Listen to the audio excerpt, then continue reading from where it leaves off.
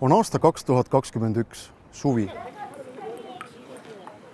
Koroonaviirus on taandumas ja elu hakkab jälle normaliseeruma, aga alles hiljuti oli kõik teisiti. 2020. aasta märtsi keskel kehtestati eriolukord. Suleti koolid, kaubanduskeskused, seiskusid ettevõtted ja piirati liikumist. Kuidas aga uurida kõige paremini inimeste liikumist?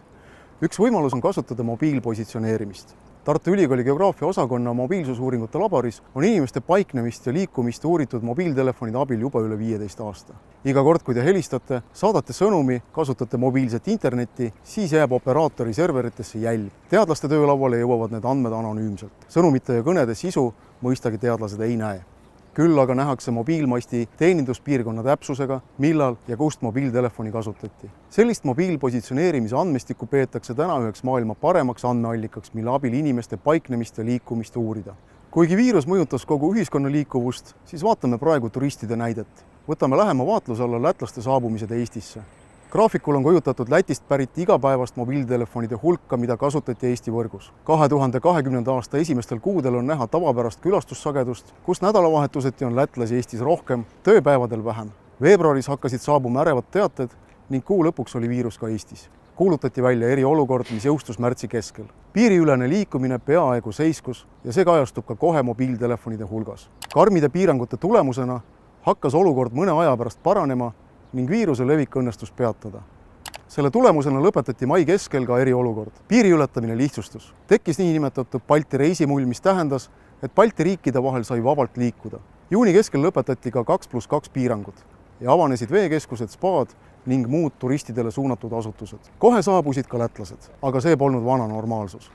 Aasta varasemaga võrreldes oli saabujaid oluliselt vähem. Selline kinni-lahti olukord ei olnud mõistagi ainult Eesti ja Läti vahelistes suhetes. See valitses üle maailma ja sõltus nii lähte- kui ka sihtpunkti viiruspuhangu olukorrast. Kui Saksamaal ja Soomes läksid riigid lukku umbes samal ajal kui Eesti, siis inimeste siia saabumine taastus Lätiga võrreldes hiljem. Itaalias algas viiruspuhang varem ja seda on näha ka varasemas turistide hulga languses. Venemaa puhul 2020. aasta jooksul turistide saabumise voog Eestisse ei taastunudki.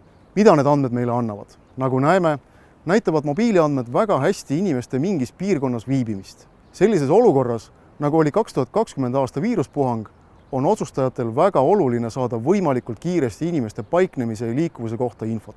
Kõrvutades seda nakatumise numbritega, on võimalik ka otsuseid kiiremini ja targemalt vastu võtta. Näiteks teades, kus on suurem viiruskolle, on võimalik hinnata inimeste liikumise alusel, kust see viirus vastavasse kohta sisse tuua võidi ja millised on järgmised ohustatud piirkonnad, kuhu viirus võib inimeste liikumise tõttu edasi levida. Lisaks saame teada ka seda, kas inimesed alluvad valitsuse antud soovitustele ja korraldustele ning püsivad kodudes. Pärast puhangu lõppu aga saame samade andmete alusel teada, kas ja kuidas inimeste liikuvus taastus. See omakorda võimaldab teha targemaid otsuseid toetuste jagamiseks, et abi saaksid just need piirkonnad, mis seda kõige rohkem vajaksid.